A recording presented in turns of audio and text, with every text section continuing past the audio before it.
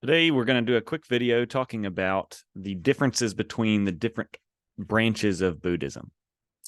Uh, it kind of depends on how you count branches, but we're going to talk about it in terms of three branches. Some people put one of those branches underneath one of the branches so that there's only two main branches, but we're going to divide it up into three main branches. We'll talk about where they fall geographically, because there are big geographical distinctions here.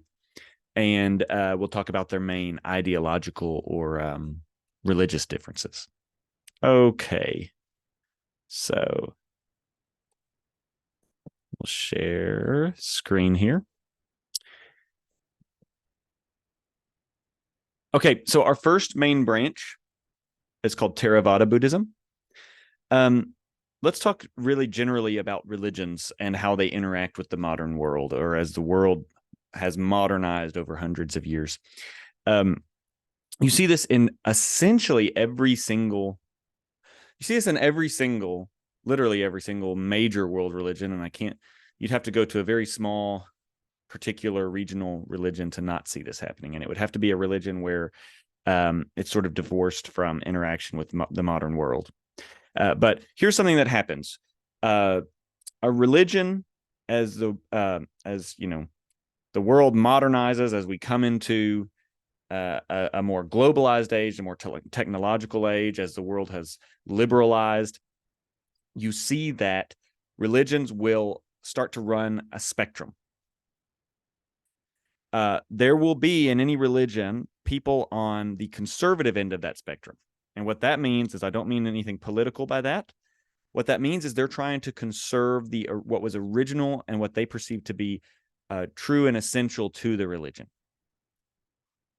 So they're trying to preserve what has historically been true of that religion. On the other end of that spectrum, and we'll talk about what's in the middle, but on the other end of that spectrum, on the other far end, we'll call that the liberal end of the spectrum. You see that a religion will have people who are much more comfortable modernizing the religion. So they'll be happy to, in general, they're just more comfortable abandoning parts of the religion that do not sync with the modern world. And I use that word sync for a good reason, which is this. There's this term for this. It's called syncretism. It's when a religion starts to mix and meld with other influences around it. Now, that's not to say that the liberal end of the spectrum is the only end of the spectrum that engages in syncretism. Conservative ends of the conservative end of the spectrum will often, depending on the religion and the context, be unconsciously or even unwillingly engaged in syncretism, right?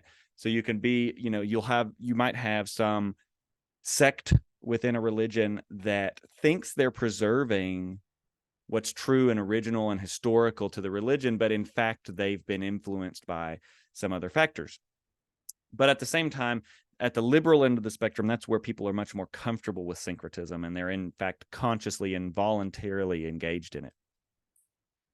So you'll see at this end of the spectrum that things politically will become more liberal and more modern. So in many religions where it was traditional for only men to be in certain roles, women will get into those roles. At a far end of that spectrum, if you look at something like the Episcopal Church in America, you not only get women in those roles, but you get changes in the church's attitudes towards homosexuality, divergent sexual paths like that. And you even get those people in leadership positions. So in the middle are other traditions, which kind of are just that. They're in the middle, right? So they have, it really is a spectrum. So they might be less comfortable with people on the liberal end of the spectrum, with syncretizing, with modernizing, but more comfortable than people on the extreme conservative end of the spectrum. So they might be willing. Think about again, I'm just using Christian examples here, but think about the Methodist Church in America. This is a church which generally does not have LGBTQ people in their leadership. And it's starting to change really rapidly now because there's a split happening. But at least until very recently, their stance was against gay marriage. On the other hand, they let women be in leadership in the church. There are lots of female pastors in the Methodist Church.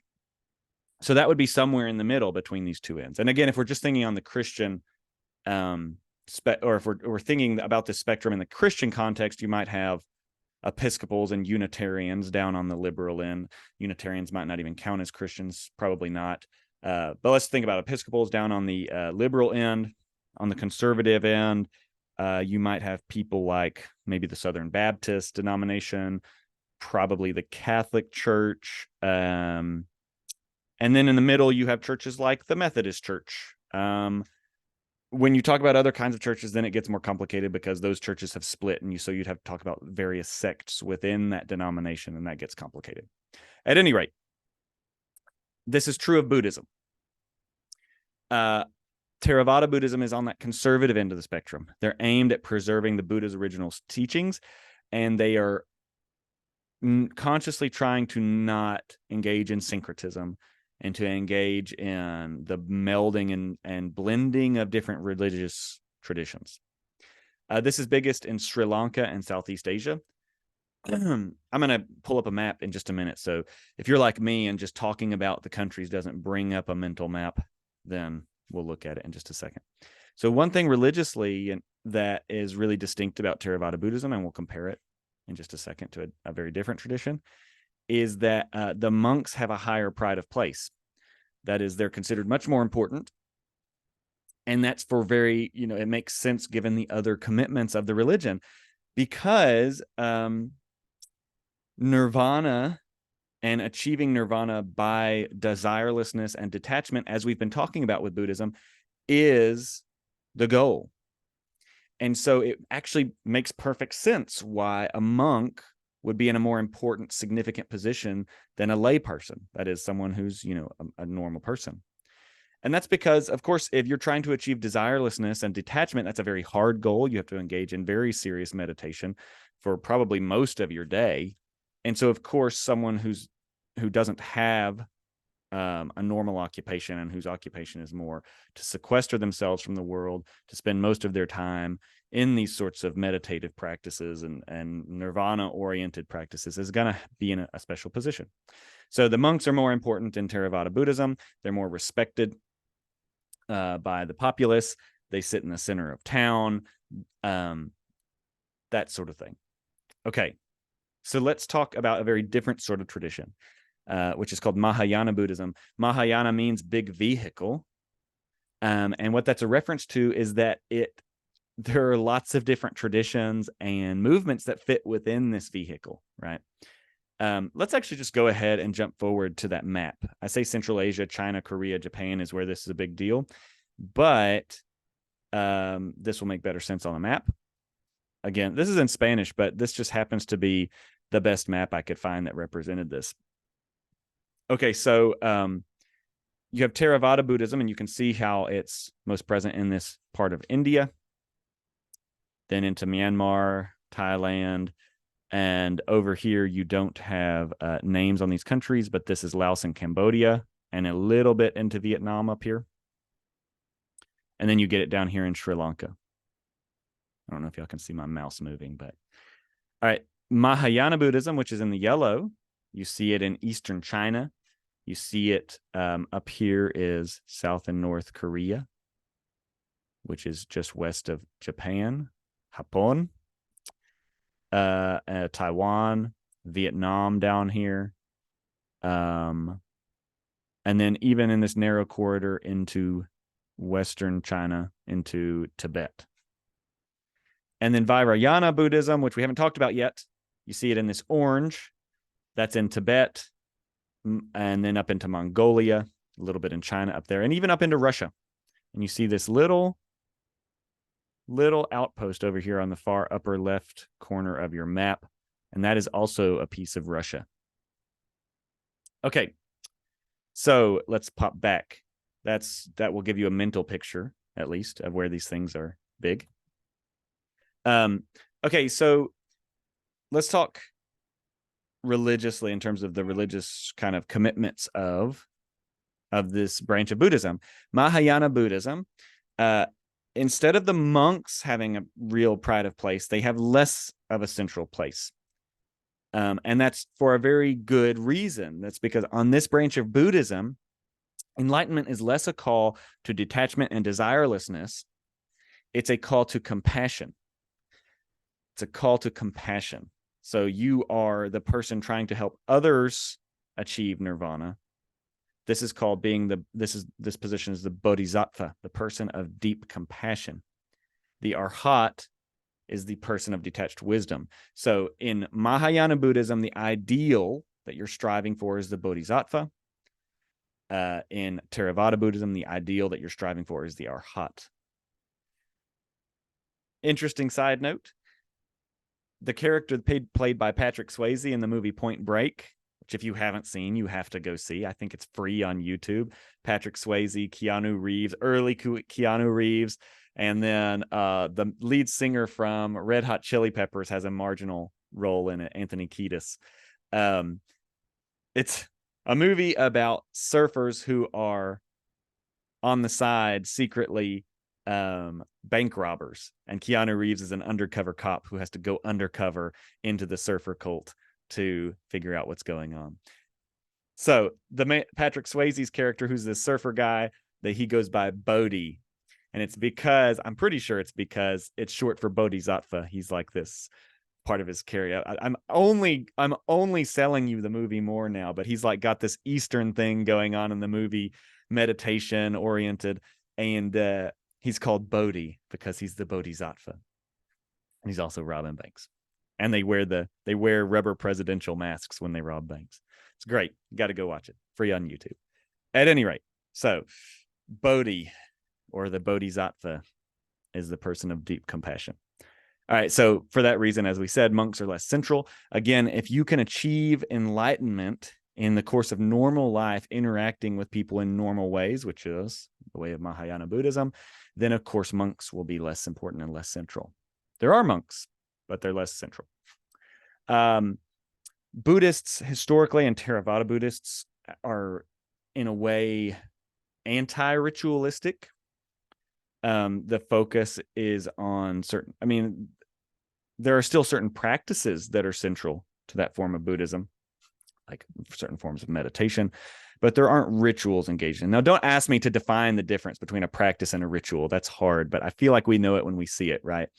There are certain religious rituals that are engaged in on a regular basis for specific purposes, and that are engaged in corporately. And those are less common in Theravada Buddhism, more common in Mahayana Buddhism, because again, they came from these other traditions which have been sort of blended into this form of Buddhism.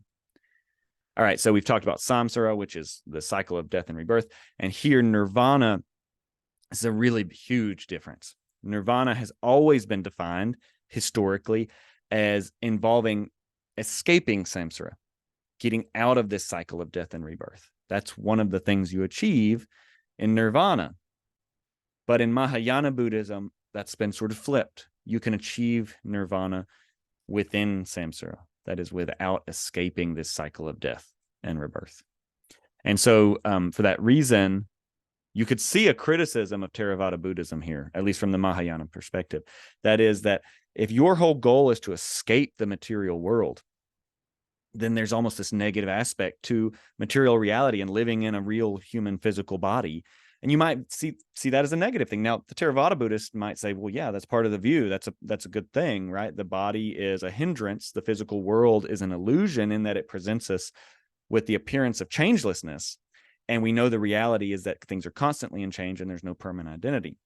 And so, of course, material reality is not a positive thing. In fact, it's an illusion that makes it kind of a negative thing almost. But from the Mahayana perspective, and you could certainly see how you could sympathize with this, that material reality is a good thing, right? Land and people and animals, right? Those are all things with deeply physical natures that might not exhaust their natures, but that's part of what they are, right? When you build something with your hands, it's good, right? That's material reality. And we don't want to call that bad. We don't want to say that we're trying to get away from that. And so if you're sympathetic with that sort of thing, you're sympathetic with the Mahayana thought here, which is that the material realm and the human body need not be negative. We're not trying to escape these things. They're positive. They're good. All right. And finally, we've got this branch of Buddhism called Vajrayana Buddhism. interestingly, I will give you unofficial homework here for 0 points, which is to go watch the King of the Hill episode. Won't you pee my neighbor? Pimai neighbor. It's a pun on a Buddhist term. And this is an episode of King of the Hill where Bobby is the reincarnated Lama. The Buddhists come, they're in search of the Lama. We'll talk about this. The Lama is reincarnated in Vajrayana Buddhism. This is how the succession of lamas works. When a lama dies, you don't go find a different lama, a new lama. It would look to us that way, but what they're really doing in their perspective is they're finding the lama that existed before. He's just been reincarnated somewhere. So the lama actually never changes, even though his physical body changes. And so for a time, he was apparently Bobby Hill.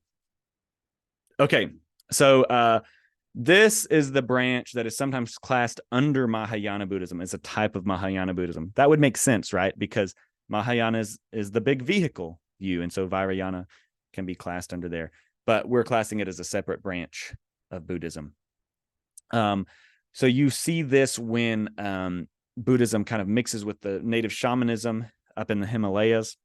And so one notable difference you get here is that the monks are not just religious leaders, but they're also doctors and shamans, just like in that shamanistic tradition that pre-existed the Buddhist influence. And again, you see this in the places we saw on the map: northern India, Tibet, Bhutan. Okay, so that's our third branch of Buddhism.